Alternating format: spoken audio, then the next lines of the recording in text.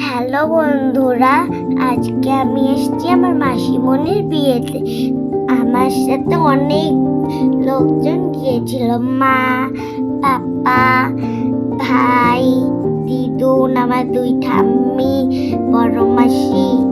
আমি গেছিলাম ভিতরে ঢুকে আমার আরুষ ভাইয়ের সাথে খেলা করছিলাম। তারপর আমি সোফাতে শুয়েছিলাম।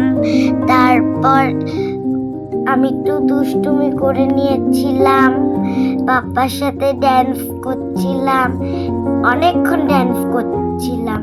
এই মাসিমণি চলেও এসছে। মাসিমণির সাথে আমরা কিছু ফটোশুট করে নিলাম। এইদিকে সবাই মাসিমণির সাথে ফটো তুলছি। তারপর অনেক অনেক ফটো তুলেছি। আর মাসিমণির পাশে ছোট্ট একটা বউ আছে, বউটা অনেক অনেক কিউট। ফাইনালি এইদিকে মেশো চলে এসছে। দিদুনরা মেশোকে বরণ করছে, ফুল ছড়াচ্ছে। তারপর আমরা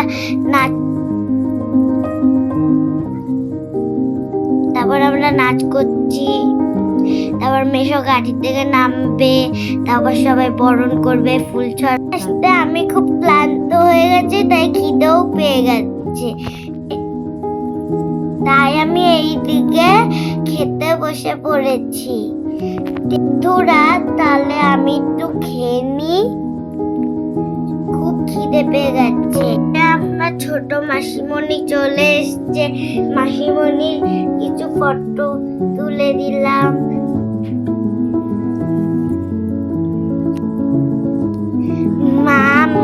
মা মাসিমণি মেশোর সাথে ফটো তুলে নিয়েছে।